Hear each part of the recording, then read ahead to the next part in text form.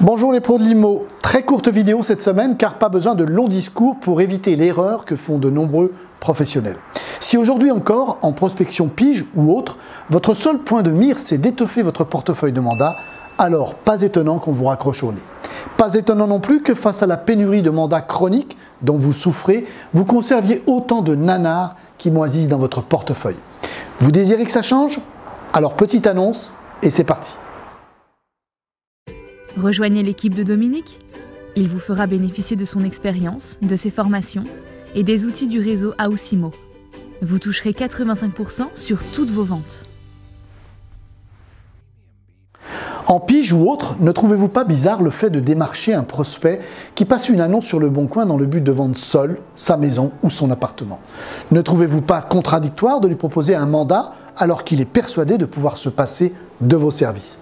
Plutôt paradoxal, non? Dans ces conditions, vous étonnez-vous qu'il ne vous accueille pas à bras ouverts, qu'il se rebelle alors que vous êtes le troisième ou le quatrième de la journée à tenter de lui forcer la main. La plupart d'entre nous croyons que nos difficultés viennent de l'attitude de nos prospects, alors qu'en fait, elles viennent principalement de notre posture.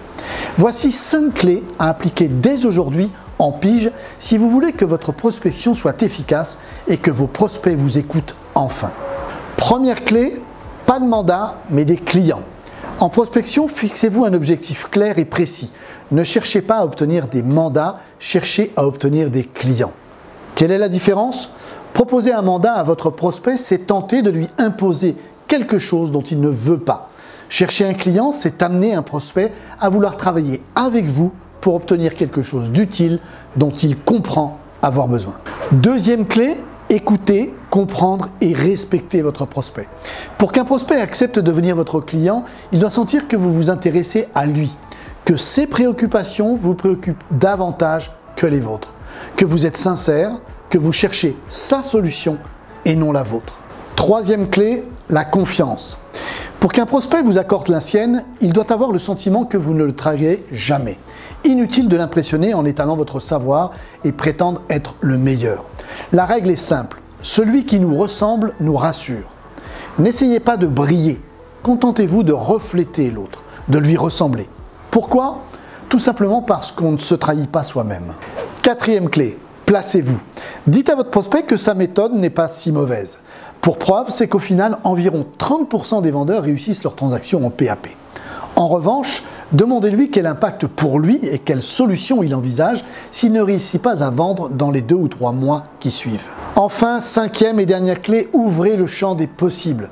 De quoi votre prospect a-t-il besoin pour augmenter ses chances de vendre? Que pouvez-vous lui apporter? En quoi votre solution en est une pour lui?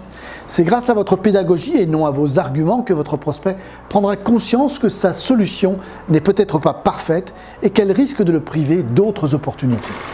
Pour conclure, vouloir convaincre un prospect est la pire des solutions, car elle consiste à lui prouver qu'il a tort, qu'il doit non seulement adopter votre solution, mais également abandonner la sienne. C'est oublier l'ego de l'autre au seul profit du vôtre, ne croyez-vous pas? Quel manque de respect! La preuve est faite, c'est bien à cause de votre posture et de votre attitude que votre prospect ne vous accordera jamais la moindre dose de confiance. Pourtant, en pige, nous ne lui offrons généralement pas d'autre choix que celui de défendre ses positions en nous conduisant non pas comme un allié, mais plutôt comme un adversaire. En résulte le plus souvent une véritable guerre à la Pyrrhus. C'est terminé, je vous avais prévenu, très courte vidéo, tant le sujet devrait être évident pour tout le monde, faciliter notre travail, nos résultats, voire même améliorer l'image de la profession tout entière. On se retrouve la semaine prochaine, comme d'habitude, si vous avez aimé cette vidéo, partagez-la. Pour ne pas manquer les suivantes, abonnez-vous à la chaîne YouTube et activez les notifications. À très vite. Ausimo, réseau de mandataires spécialistes en immobilier. Un pack complet à 85 €, une réversion de 85% sur toutes vos affaires.